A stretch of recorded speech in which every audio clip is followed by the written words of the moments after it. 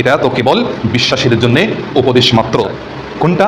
কোরআনুল কারীম। তার জন্যই কোরআনুল কারীম যে আল্লাহকে এক বলে মানবে, যে সঠিক পথে চলতে চায় তাদের জন্য এটা উপদেশ মাত্র। উপদেশ হচ্ছে কোরআনুল ইহদিনাস সিরাতাল মুস্তাকিম পথ, সেটা কোরআনুল কারীমে সম্পূর্ণ বলে দেওয়া আছে। সেটা হচ্ছে কি? নবীওয়ালা পথ, রাসূলওয়ালা পথ, সেটা সাহাবীওয়ালা পথ, সেটা তাবেঈ, তাবেঈন, সুহাদা, সালিহিন, বুজুর্গানে দ্বীন, পীর ওয়ালি মাশায়েখদের চলার পথ হচ্ছে ইহদিনাস সিরাতাল মুস্তাকিমের পথ। ইহদিনাস সিরাতাল মুস্তাকিমের পথ। সেই পথে চলতে গেলে আমাদেরকে কোরআনকে আঁকড়ে ধরতে হবে, নবীকে আঁকড়ে ধরতে হবে, তবেই আমরা সেই পথে চলতে পারবো। এখানে বলছেন ফাআইনামা তাযহাবুন ইন হুয়া ইল্লা যিকরুল লিল আলামিন। আচ্ছা, আমরা সকলে সরল পথে চলতে চাই কি চাই না? চাই তো নাকি? বলেন হ্যাঁ, সরল পথে চলতে চাই তো? হ্যাঁ। তাহলে আমাদের জন্য রব্বুল আলামিন কোরআনুল কারীমে কিছু উপদেশ দিলেন। আল্লাহ পাক বলছেন ইন হুয়া ইল্লা যিকরুল লিল আলামিন, এটা কেবল বিশ্বাসীদের জন্যে উপদেশ। তার আগে বলছেন ফাআইনামা তাযহাবুন, খুব একটা গুরুত্বপূর্ণ আয়াত, সূরা তাকবীরের ২৬ নম্বর আয়াত বলছেন ফাআইনামা তাযহাবুন। এর মানে হচ্ছে আল্লাহর সত্যতা, আল্লাহ যে সত্যতা পাঠিয়েছেন, দুনিয়ার জমিনে যে সত্যতা পাঠিয়েছেন, আল্লাহর কথা সত্য, আল্লাহর বাণী সত্য, আল্লাহর রসুল সত্য, আল্লাহর নবী সত্য, আল্লাহর কোরআন সত্য, আল্লাহর হিসাব নিকাশ আগামীতে সত্য হবে ইনশাআল্লাহ, তাতে কোনো সন্দেহ নাই। আল্লাহ যে কটা আদেশ করেছেন সেগুলো সত্য, গত পূর্বে যেগুলো ছিল সেগুলো সত্য।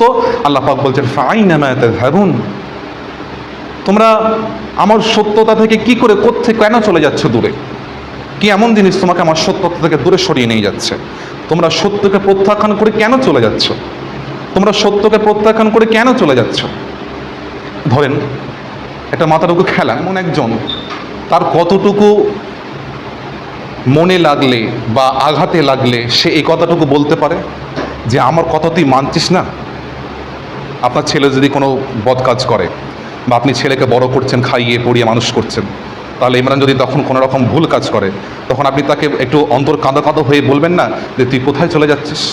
রাজ বলে না মানুষের, তাই তো নাকি? সন্তান যদি কোনো রকম খারাপ কাজ করে, আব্বা ঠিকই বলবে রে আমি তোকে আমার মাথার ঘাম পায়ে ফেলে মানুষ করলাম, মানুষের মতো মানুষ করছি। আর যখন একটা খারাপ কাজ করছে বা কোনো কথা শুনছে না, তখন আব্বা আম্মা বলে থাকে যে তোরা আমার কথা শুনছিস না। তাহলে আমি আপনি যখন আমার আপনার সন্তানকে বা আমার আপনার কারিবি দোস্তকে বা আমার আপনার বন্ধুকে বা আমার আপনার সহচরকে, আমার আপনার সফর সঙ্গীকে, আমার আপনার মনের মানুষকে, ভালোবাসার মানুষকে যখন আদরের সহিত ভালোভাবে রেখে সে তার যদি পরে গিয়ে দেখা হয় যে সে কথা শুনছে না, তাহলে আমাদের অন্তরে লাগে, আমাদের মনে লাগে। তাহলে রব্বুল আলামিন একটাবার চিন্তা করেন যে ৭০টা মায়ের চেয়েও বেশি দরদ দেনেওয়ালা, বেশি মোহাব্বত দেনেওয়ালা সে রব্বুল আলামিন বলছে ফাআইনামা তাযহাবুন, ফাআইনামা তাযহাবুন, তোমরা আমার সত্য থেকে কি করে তোমরা দূরে সরে যাচ্ছ? তোমরা কি করে দূরে সরে যাচ্ছ? তোমাকে যখন আমি এত কিছু নিয়ামত দিয়েছি, সুবহানাল্লাহ বলেন না, সুবহানাল্লাহ, এত কিছু নিয়ামত দিয়েছি, তোমরা সত্যকে প্রত্যাখ্যান করে কেন চলে যাচ্ছ? কেন চলে যাচ্ছ? কিভাবে চলে যাচ্ছ? কোথায় চলে যাচ্ছ? যখন তোমাদেরকে আমি এত নিয়ামত দিয়েছি, তোমাদের কাছে কিচ্ছু চাই না। একটা সন্তানকে যখন মানুষের মতো মানুষ করতে যাওয়া হয়, তাকে সব দিক থেকে তুলে বড় করা হয়, যে তাকে কোনো রকম শারীরিক অসুস্থতার মধ্যে রাখা হবে না, তার কোনো রকম অসুস্থতা উপনীত হলে তাকে ডাক্তার দেখানো হবে, তাই না? তাকে সমস্ত রকম বালা মুসিবত থেকে হেফাজতের জন্যে তাকে ভালোভাবে রাস্তায় হাত ধরে নিয়ে যাওয়া হয়, তার জন্য আলাদা স্কুল গাড়ি করা হয় যাতে কোনো রকম সমস্যা না হয়, তার জন্যে প্রতিটা সাবজেক্টের মাস্টার দেওয়া হয় যাতে সেই সাবজেক্ট ভালো করে তুলতে পারে, যাতে ভালো করে তার মেন্টালিটি ভালো হতে পারে, তার দিমাগটা ভালো থাকতে পারে, পড়াগুলো ভালো করে ঢুকতে পারে। তার জন্য উত্তম খাবারের জন্য আপনি দিন রাত মেহনত করছেন, তখন আপনি তাকে বড় করছেন। সে এবার যদি কথা না শোনে, তেমন আমার আপনার অন্তরে আঘাত লাগে, আমার আপনার দুঃখ লাগে, তেমনই আল্লাহ পাকেরও দুঃখ লাগে, আল্লাহ পাকেরও দুঃখ লাগে। নতুবা আল্লাহ পাক কখনোই বলতে না ফাআইনামা তাযহাবুন, তোমরা আমার সত্যকে প্রত্যাখ্যান করে কেন চলে যাচ্ছ? কোথায় চলে যাচ্ছ? আমি তোমাদেরকে যখন এত নিয়ামত দিয়েছি, এত নিয়ামত দিয়েছে, আল্লাহ পাক আবার বলছেন যে ইন হুয়া ইল্লা যিকরুল লিল আলামিন, এটা তো কেবল বিশ্বাসীদের জন্য উপদেশ মাত্র। লিমান শাআ মিনকুম আইয়াস্তাকিম, তার জন্য সে সঠিক পথে চলতে চায়। কোনটা? কোরআনুল কারীম। তার জন্যই কোরআনুল কারীম যে আল্লাহকে এক বলে মানবে, যে আল্লাহকে এক বলে মানবে, স্বীকৃতি দেবে লা ইলাহা ইল্লাল্লাহু মুহাম্মাদুর রাসূলুল্লাহ সাল্লাল্লাহু আলাইহি ওয়াসাল্লাম। তাহলে মানুষকে তাহলে কি বললাম, যদি আমরা সঠিক পথে চলতে চাই, যদি আমরা নিজেকে সঠিক পথে পরিচালিত করতে চাই, তাহলে আমাদের কি ধরতে হবে? 1 নম্বর, নবী সাল্লাল্লাহু আলাইহি ওয়াসাল্লামকে ধরতে হবে। যেহেতু আল্লাহ পাক বলছেন, কুল ইন কুনতুম তুহিব্বুনাল্লাহ ফাত্তাবিউনি ইউহিব্বুকুমুল্লাহ। তোমরা যদি আমাকে ভালোবাসতে চাও, আল্লাহ বলছেন সূরা আলে ইমরান 3 নম্বর পারা, তোমরা যদি আমাকে ভালোবাসতে চাও, আমি আল্লাহকে ভালোবাসতে চাও, তাহলে আমাকে প্রথমে ভালোবাসার দরকার নাই, আমাকে প্রথমে ভালোবাসার প্রয়োজন নাই। আমার নবী, আমার মুস্তাফা, আমার তাজদারে হারাম, তাজদারে মদিনা, আমার আখিরি নবী মুহাম্মদুর রাসূলুল্লাহ সাল্লাল্লাহু আলাইহি ওয়াসাল্লামকে ভালোবাসা, বলি সুবহানাল্লাহ। তাহলে তাকে ভালোবাসা হবে, এবং নবীকে মানলেই কি হবে? সুন্নাহকে মানা হবে, এবং নবীকে মানলেই ফরজকে মানা হবে। নবীকে মানতে গেলেই কোরআনকে মানা হবে। সুবহানাল্লাহ। নবীকে মানতে গেলেই কোরআনকে মানতে হবে, যে নবী কোত্থেকে এলো, নবী কি, নবী কেন, নবীকে কেন পাঠানো হয়েছে মুহাম্মদ রাসূলুল্লাহ সাল্লাল্লাহু আলাইহি ওয়াসাল্লাম। তাহলে এরা বলছেন লিমান শাআ মিনকুম ওয়া ইস্তাকিম, তাদের জন্য যে সঠিক পথে চলতে চায় তাদের জন্য এটা উপদেশ মাত্র। উপদেশ হচ্ছে কোরআনুল কারীম।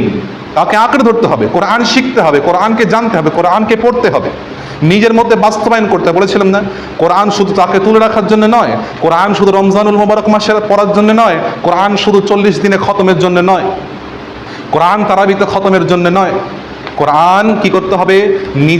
নিজের ওপর বাস্তবায়ন করতে হবে, নিজের ওপর বাস্তবায়ন করতে হবে। কোরআনে যা যা হুকুম, যা যা আহকাম, যা যা বলা আছে, ফরজটুকু, ওয়াজিবটুকু, সমস্ত কিছু নিজের মধ্যে আপনাতে হবে। खुद के ऊपर अपनाना पड़ेगा, खुद के ऊपर। कुरान में जो जो कहा गया है, जो कुछ भी, तभी कुरान का हक जो है अदा होगा। वही ना, कुरान का जो हक है तभी अदा होगा।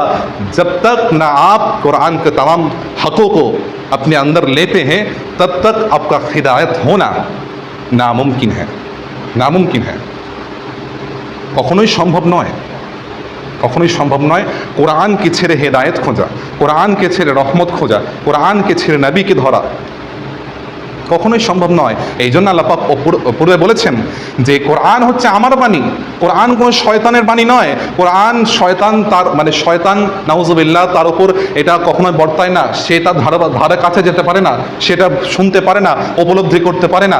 মুহাম্মদ কোনো মন গড়া কথা বলে না সাল্লাল্লাহু আলাইহি ওয়াসাল্লাম। সে যা বলে আমার বাণী বলে, তাকে যে আমি গায়েব শেখাই, তাকে যে আমি গায়েব জানাই, সে গায়েবটুকু বাড়িয়ে ছাড়িয়ে বলে না, যতটুকু শেখাই ততটুকুই বলে। এরপরে বলছেন, শেষের দিকে চলে আসি, তাহলে কি বললাম? আমরা যদি নিজের হেদায়েত চাই, তাহলে আল্লাহ পাক বলে দিয়েছেন ইহদিনাস সিরাতাল মুস্তাকিম পথে চলতে। ইহদিনাস সিরাতাল মুস্তাকিম পথ, সেটা কোরআনুল কারীমে সম্পূর্ণ বলে দেওয়া আছে। সেটা হচ্ছে কি? নবীওয়ালা পথ, রাসূলওয়ালা পথ, সেটা সাহাবীওয়ালা পথ, সেটা তাবেঈ, তাবেঈন, সুহাদা, সলিহিন, বুজুর্গণে দিন, পীর, ওলি, মাশায়েখদের চলার পথ হচ্ছে ইহদিনাস সিরাতাল মুস্তাকিমের পথ, ইহদিনাস সিরাতাল মুস্তাকিমের পথ। সেই পথে চলতে গেলে আমাদেরকে কোরআনকে আঁকড়ে ধরতে হবে, নবীকে আঁকড়ে ধরতে হবে, তবেই আমরা সেই পথে চলতে পারবো।